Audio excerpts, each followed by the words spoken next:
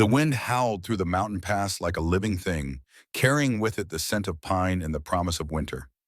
Martha Hill pressed her hand to her mouth, fingers trembling as she felt the gaps where her teeth had once been. The stagecoach lurched violently over another rut, and she caught her reflection in the small window beside her. The woman staring back was hollow-cheeked and gaunt, her once proud smile now a source of shame that kept her lips sealed tight. She clutched the worn letter in her other hand, the paper soft from countless readings. Alexander Chavez had written in careful script about his need for a wife, his mountain homestead, his promise of protection and provision. He had not asked for beauty, only for companionship and hard work. Martha had responded with her own careful words, omitting the violence that had stolen her teeth, the husband who had died and left her with nothing but bruises and debt. The driver's voice cut through her thoughts. "Mill Creek Station ahead, miss. End of the line for you." Martha's heart hammered against her ribs.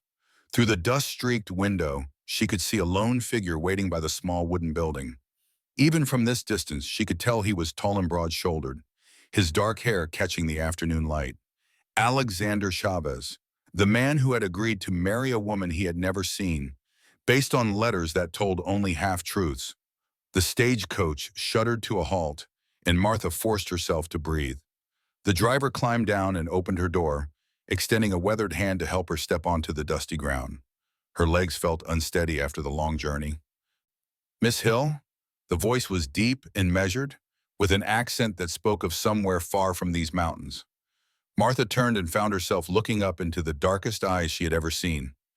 Alexander Chavez was younger than she had expected, perhaps 35 to her 28 years, with skin bronzed by mountain sun and hands that spoke of honest labor. She nodded, not trusting her voice, and saw his eyes take in her thin frame, her faded dress, the way she held one hand partially covering her mouth. For a moment that stretched like eternity, they simply looked at each other. "The journey was long," Alexander said finally. "You must be tired." Martha managed a small nod, still keeping her hand near her mouth. She had practiced this moment 100 times during the journey, but standing here in the mountain air with a steady gaze upon her, all her carefully planned speeches deserted her. Alexander moved to collect her trunk, lifting it with an ease that spoke of considerable strength. "My wagon is here," he said, gesturing toward a sturdy buckboard hitched to two patient horses. "The ride to the homestead is about an hour." The kindness in his voice was unexpected, and Martha felt something tight in her chest begin to loosen. The wagon ride began in silence, the only sounds the creak of leather and wood, the steady clip of hooves on the rocky trail. Martha sat beside Alexander on the narrow bench seat, acutely aware of his presence, the way he handled the reins with calm competence. The landscape that unfolded around them was breathtaking in its wild beauty. Towering peaks rose on all sides, their summits touched with early snow that gleamed like silver in the late afternoon light. The trail wound through stands of aspen whose leaves had turned to gold, creating a canopy that filtered the sunlight into dancing patterns. "It is beautiful," Martha said softly, the first words she had spoken since her arrival. She kept her lips barely parted, the words emerging, carefully controlled. Alexander glanced at her, and she caught the slight softening around his eyes. "Yes," he agreed. "It can be harsh in winter, but there is peace here." They rounded a bend, and Martha gasped despite herself. The valley that opened before them was like something from a dream, a wide meadow surrounded by forest, with the creek meandering through its center like a silver ribbon. At the far end, nestled against a backdrop of towering pines, stood a log cabin. Smoke rose from its chimney in a straight line against the still air. "Home," Alexander said simply, and there was something in his voice that made Martha look at him more closely. Pride, yes, but also a kind of quiet satisfaction that spoke of a man who had built something with his own hands and found it good. As they drew closer, Martha could see the care that had gone into every detail. The cabin was solid and well chinked, with real glass windows that caught the light. The barn was painted red, and the fence rails were straight and true. "You built all this yourself?" Martha asked, forgetting for a moment to guard her speech. "Mostly," Alexander replied. "Had help with the heavy timber work. But yes, been here 5 years now." He paused. "It is a good life, but it can be lonely. A place like this, it is meant to be shared." They pulled up beside the cabin, and Alexander set the brake before climbing down. He came around to her side and extended his hand to help her down, the gesture so natural and courteous that Martha found herself accepting it without thought. His hand was warm and calloused, steady as stone. "Martha," he said, and the way he spoke her name made her look up into his face. "I want you to know that you are welcome here. Whatever brought you to answer my letter, you are welcome in my home." The words hit her like a physical blow, not because they were unkind, but because they were so unexpectedly gentle. "You do not know me," she whispered. "You do not know what I am." Alexander's dark eyes studied her face. "I know you traveled 1,000 miles to marry a stranger," he said quietly. "That tells me you have courage, and courage is what matters most in country like this." Martha felt tears threaten and turned her face away, but Alexander's hand touched her chin gently, turning her back to face him. "Look at me," he said. "Whatever you think I might find lacking in you, you are wrong. You are here, and that is enough." For a moment, Martha forgot about her missing teeth, forgot about the shame she carried. Then reality crashed back, and she pulled away from his touch, her hand flying to cover her mouth. "You say that now," she said, the words muffled by her fingers, "but you have not seen." Alexander was quiet for a long moment. Then he smiled, and it transformed his entire face. "Martha Hill," he said, and there was something almost like amusement in his voice. "I have lived alone on this mountain for 5 years. I have seen bears and wolves, blizzards that lasted for weeks. Do you really think there is anything about you that could frighten me away?" The cabin's interior was a revelation. Martha had expected the rough accommodations of a bachelor's dwelling, but instead found herself in a space that spoke of careful planning and genuine craftsmanship. The main room was large and open, with a stone fireplace that dominated one wall and windows that let in the golden afternoon light. "The bedroom is there," Alexander said, gesturing toward a door on the far side of the room. "I have been sleeping in the loft. There is a washroom behind the kitchen, and the well is just outside the back door." Martha set down her carpet bag and turned slowly, taking in every detail. The kitchen area was well organized, with shelves lined with preserves and dry goods. Everything was clean and orderly, the home of a man who took care of what belonged to him. "It is beautiful," she said softly, and meant it. "You have made a real home here." Alexander moved to the fireplace and began building up the fire. "It has served me well enough," he said, "but it was always meant for more than one person." "Why did you never marry before?" she asked, then immediately regretted the question. But Alexander did not seem offended. "I was married before," he said simply. "My wife died in childbirth our second winter here. The baby died with her. After that, I thought I was done with such things. But a man gets tired of talking only to his horse and his chickens." The words were delivered without self-pity, but Martha could hear the weight of old grief beneath them. "I'm sorry," she said. "That must have been terrible for you." Alexander nodded slowly. "It was. But that was 3 years ago, and grief makes a poor companion." He moved to the kitchen area and began pulling items from the shelves. "Are you hungry?" Martha realized that she was indeed hungry, but the thought of eating in front of Alexander, of having to reveal what she had been hiding, made her stomach clench with anxiety. "I am not very hungry," she lied. Alexander paused and looked at her carefully. "Martha," he said, and there was something gentle but implacable in his voice. "We are going to be married tomorrow morning. Sooner or later, you are going to have to trust me with whatever it is you are so afraid to show me. You will not want me," she whispered. "When you see, you will send me away." Alexander walked over to where she stood. He stopped just close enough that she could feel the warmth radiating from his body. "Martha Hill," he said, and his voice was so gentle it made her chest ache. "Nothing you show me will make me send you away. Nothing you tell me will change the fact that you are welcome in my home." Martha looked up into his face, searching for some sign of insincerity, but his dark eyes held nothing but steady warmth. Slowly trembling, she lowered her hand from her mouth. Alexander's expression did not change. His eyes took in the gaps where her front teeth had been, and for a long moment, he simply looked at her. Instead of disappointment, Alexander reached up and touched her cheek with the back of his fingers. "There," he said softly. "Now I can see all of you." Martha stared at him, unable to comprehend what she was seeing in his face. There was no disgust, no disappointment, no pity. "You are not horrified," she whispered. Alexander's hand moved to cup her cheek. "Why would I be horrified? You are still the same woman who wrote me letters full of intelligence and kindness. A few missing teeth do not change any of that." "But I am ugly now," Martha said. "I am damaged." Alexander was quiet for a moment. When he spoke, his voice was firm but infinitely kind. "Martha, look around this cabin. Do you see that table? I made it from a tree that was struck by lightning, split right down the middle. But the wood was still good, still strong. Sometimes the most beautiful things are the ones that have been tested, but have survived something difficult." Martha felt tears spilling down her cheeks, but for the first time in months, they were not tears of shame. "Because when I look at you, I do not see what is missing," he said. "I see what is there. I see strength, intelligence, kindness. I see a woman who has survived something terrible and is still brave enough to hope for something better." The morning of their wedding dawned clear and cold, with frost covering the meadow like scattered diamonds. Martha woke in the comfortable bed Alexander had given her, momentarily disoriented by the unfamiliar surroundings. Then memory flooded back. She could hear him moving about in the main room.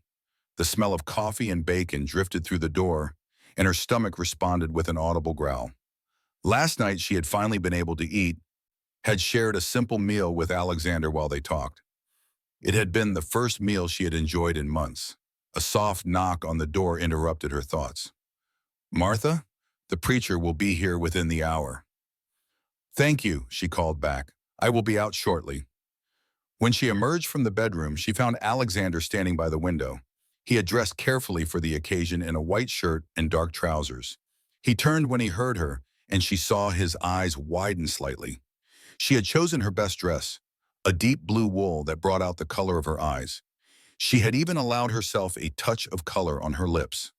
"You look beautiful," Alexander said, and there was no hesitation in his voice. "Thank you," Martha replied, and for the first time in months, she did not cover her mouth when she smiled. The preacher arrived precisely on time, followed by two witnesses from a neighboring homestead. The ceremony itself was simple and brief, conducted in the main room with the morning light streaming through the windows. When it came time for the vows, Alexander took her hands in his and spoke his promises in a clear, steady voice. When her turn came, Martha looked up into his dark eyes and found the courage to speak from her heart. "Alexander," she said, "I promise to stand beside you in whatever comes. I promise to work with you to build a life worth having and to trust you with all that I am, including the parts of me that are broken." When the preacher pronounced them husband and wife, Alexander leaned down to kiss her, and Martha did not turn away. The kiss was gentle and brief, but it sealed something between them that went beyond the legal words they had just spoken. After the preacher and witnesses had gone, Martha and Alexander found themselves alone in their home. "What happens now?" she asked. Alexander moved to clear the breakfast dishes. "Now we begin," he said simply. "We learn each other's ways, we divide the work, we build something together. There is no rush, Martha. We have time." "I do not know how to be a wife," she admitted. "I mean, I was married before, but that was different. That was survival, not choice." Alexander set down the plates and turned to face her fully. "Do you think I know how to be a husband to you? We will have to learn each other from the beginning." He moved closer. "The only thing I ask is that you be honest with me. Tell me when something troubles you, when you need something from me." Martha nodded, feeling tears threaten again. But these were different tears, born of gratitude. "I can do that," she whispered.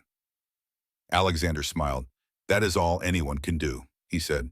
"Try, and keep trying, and trust that the other person is doing the same."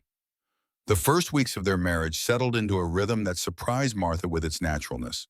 She had expected awkwardness, but instead found herself falling into partnership with Alexander as if they had been working together for years. Martha took over the cooking and the care of the chickens. Alexander continued to handle the heavier work, but they worked together on many things as well.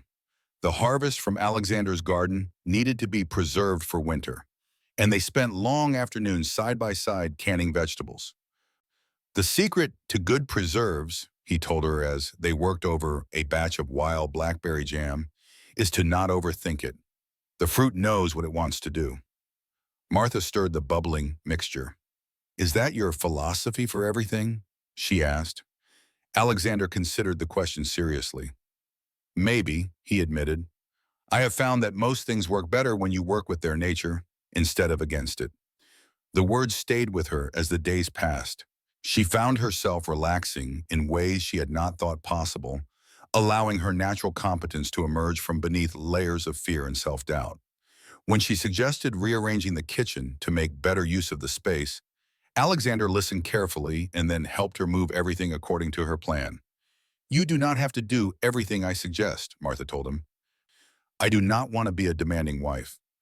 Alexander looked at her with that steady gaze. Martha, your suggestions make sense. They improve our life here. Why would I not want to hear them?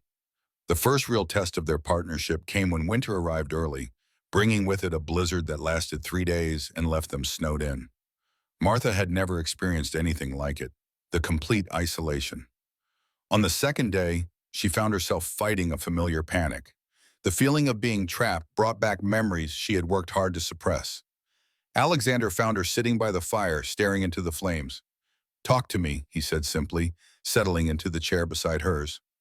I do not like being trapped, Rito, she said finally. It reminds me of things I would rather forget. Alexander nodded. What would help? He asked.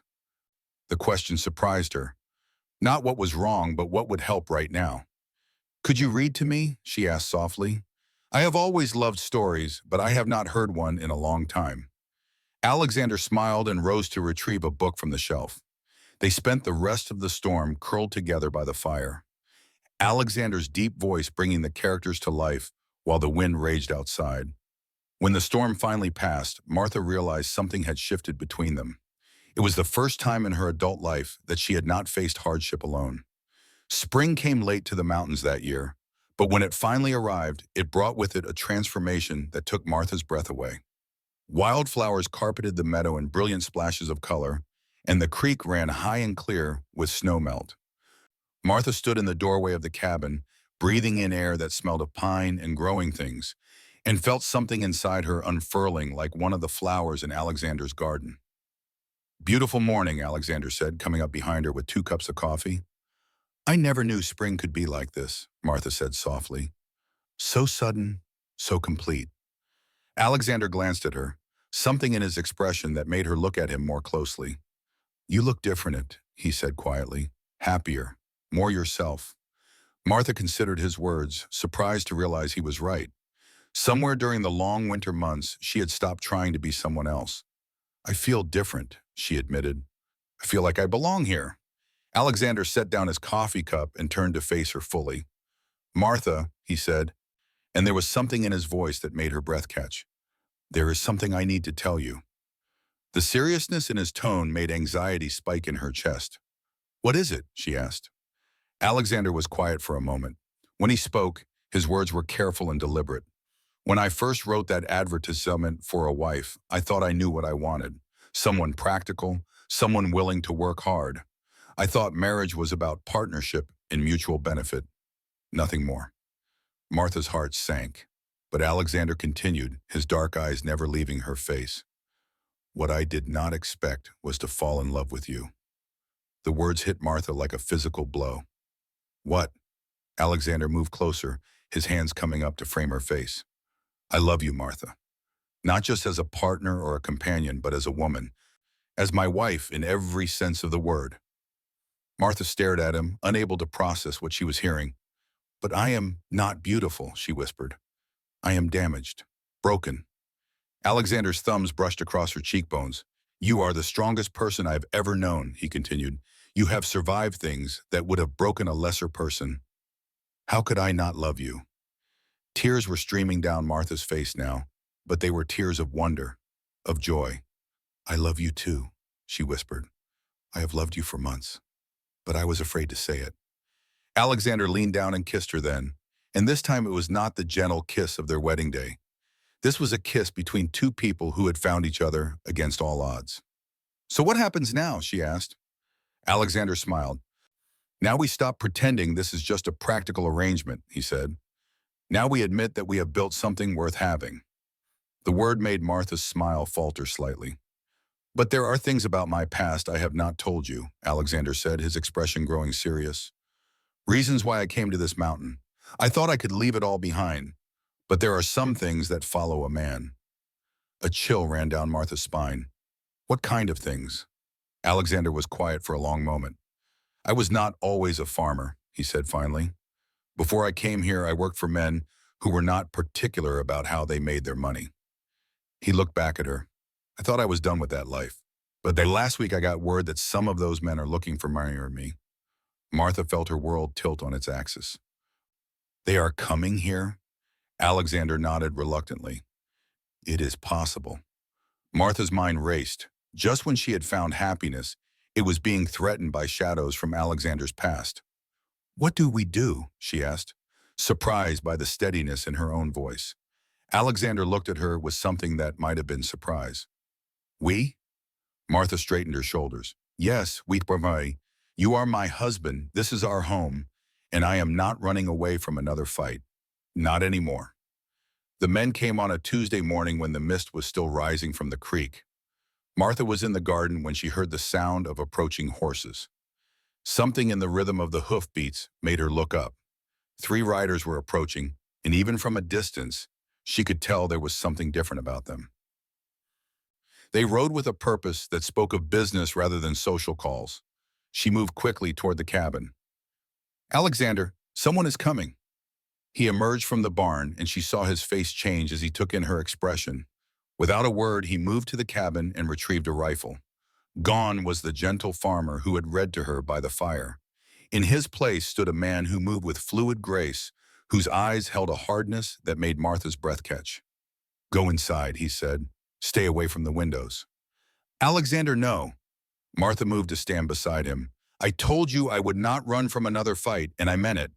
He looked at her, and she saw something that might have been pride mixed with fear. Martha, these men are dangerous. They will not hesitate to hurt you. Then we make sure they do not get that leverage, Martha replied. What do you need me to do? Alexander stared at her for a moment. Then he nodded slowly. There is another rifle in the bedroom. Do you know how to use one? Martha thought of her father who had taught her to hunt. Yes, she said simply. She retrieved the rifle and took her position, checking the weapon with movements that came back to her naturally. Through the window, she could see the 3 riders approaching, their horses moving at an unhurried walk that somehow seemed more threatening than if they had been galloping. Alexander stood in front of the cabin, the rifle held casually but ready. The riders stopped about 20 feet away. The man in the center was older than the other 2, with silver hair and expensive clothes. Alexander Chavez, he said, you have been a difficult man to find. Not difficult enough, apparently, Alexander replied. What do you want, Morrison? The older man smiled, but there was no warmth in the expression. You know what I want? You took something that belongs to me when you disappeared. I took nothing but myself, Alexander said. Morrison's smile widened. You owe me 3 years of service, Alexander. 3 years you promised in exchange for training, for the skills that made you so valuable. I repaid that debt and more, Alexander replied. How many men did I kill for you, Morrison? When I say it does, Morrison replied. You belong to me, Alexander. You still belong to me. Martha felt her finger tighten on the trigger of her rifle. The casual way Morrison spoke about owning another human being made rage burn in her chest. I am not going anywhere, Alexander said flatly. I have a life here, a wife, a home. Morrison's gaze shifted to the cabin. Ah, yes, the wife. How touching that you think you can play house and pretend to be someone you are not. He gestured to one of his companions. Bring her out, Carson. Martha saw Alexander's grip tighten on his rifle. You leave her out of this, Morrison.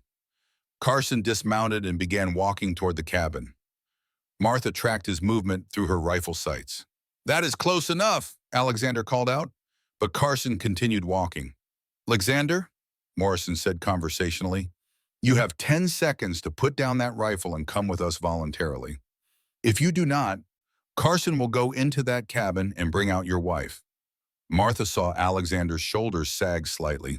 He was going to surrender to protect her. The knowledge filled her with fury. She had spent too many years being someone's victim. She had found something worth fighting for, and she would be damned if she would let these men take it away.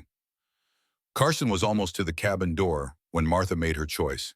She stepped into the doorway, her rifle raised and aimed directly at his chest. "I said that is close enough," she called out. Carson stopped, his eyes widening as he took in the sight of a woman pointing a weapon at him with obvious competence. "Well," Morrison said, and now there was genuine amusement in his voice, "it seems your little wife has more spine than we expected."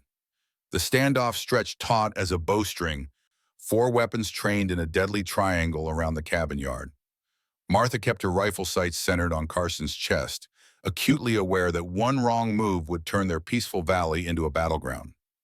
"Martha," Alexander said quietly, "go back inside."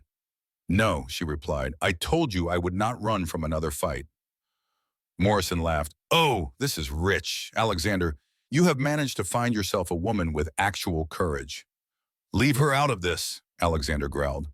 "I am afraid that is no longer possible," Morrison replied. "When you disappeared, you left me with a problem. I had contracts to fulfill, and suddenly my most reliable asset was gone." "I do not care," Alexander said flatly. "But I do, and now I find myself with not just one valuable asset to collect, but 2. Morrison's cold gaze fixed on Martha. "A woman who can handle a rifle like that could be quite useful in my line of work." The implication hit Martha like a physical blow. Morrison wanted her as well. "Over my dead body," Alexander snarled.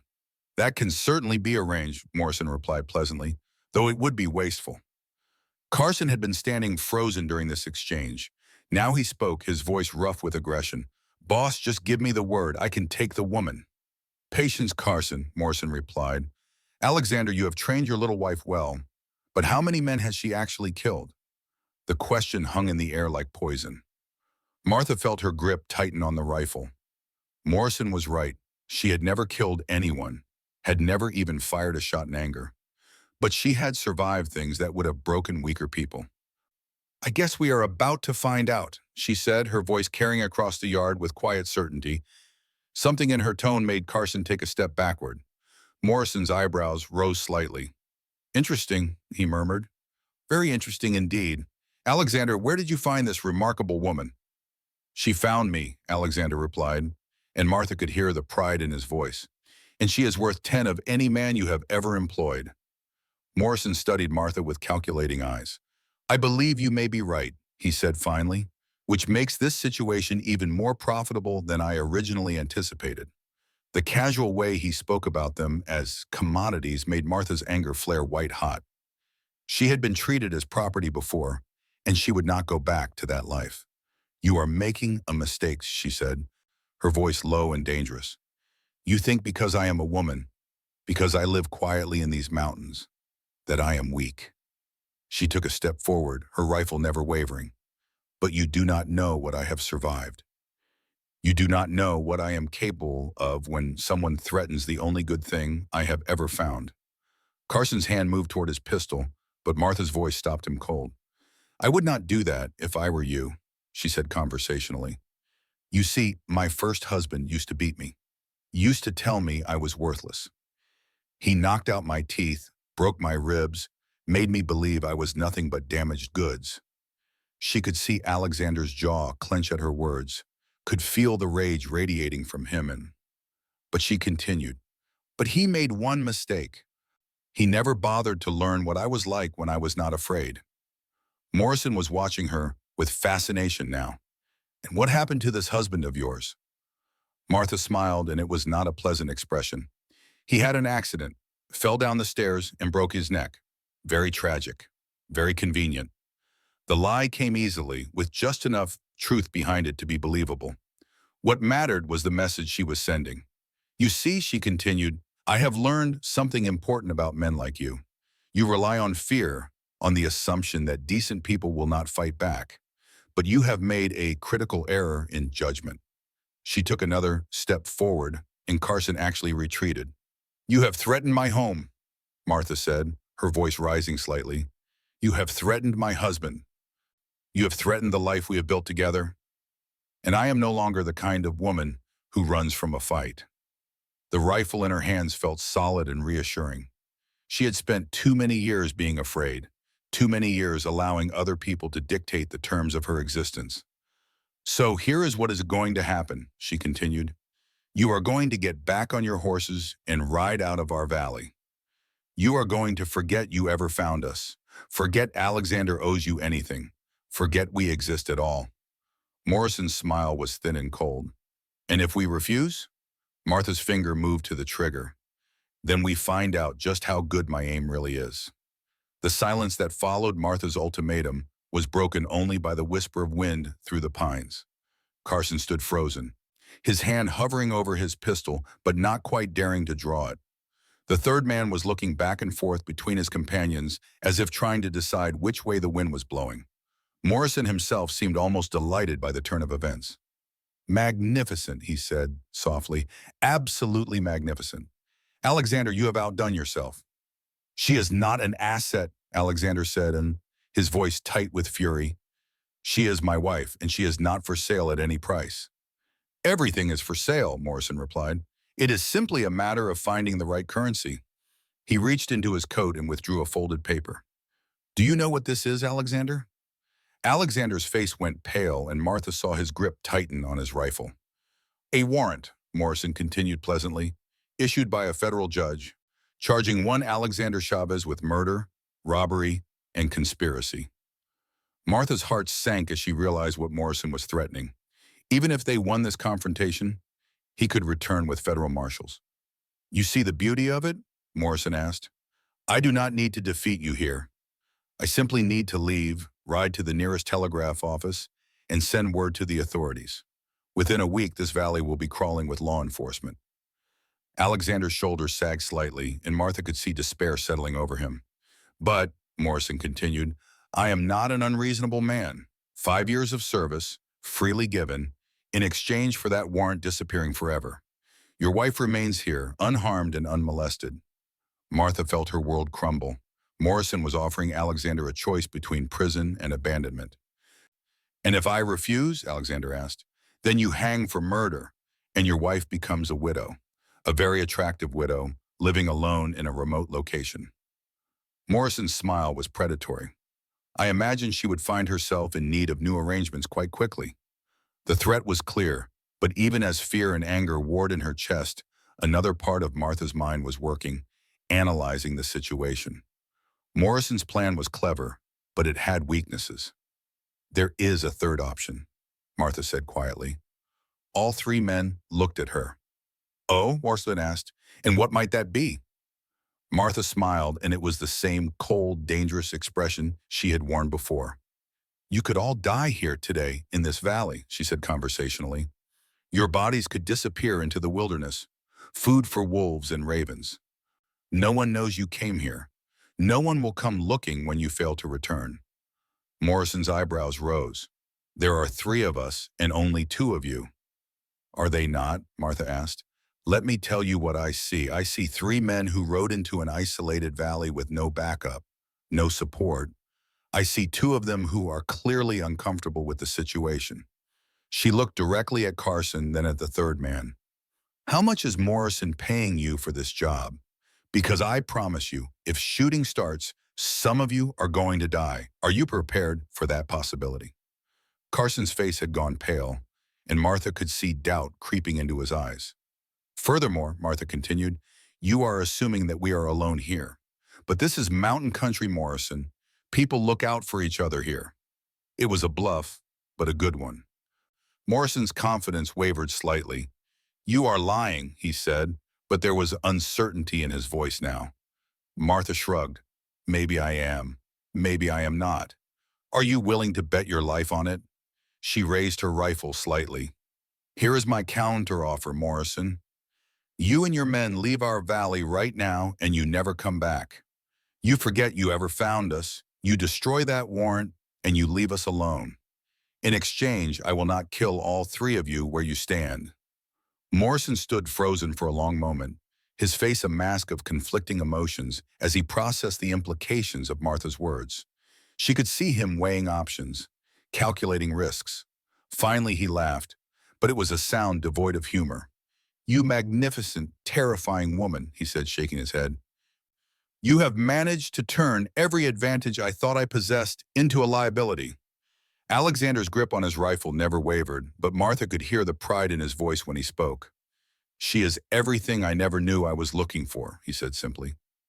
Yes, I rather think you would, Morrison agreed, which presents me with a most interesting dilemma. I came here expecting to collect a wayward asset and instead find myself facing a partnership that might very well be more dangerous than anything I have encountered.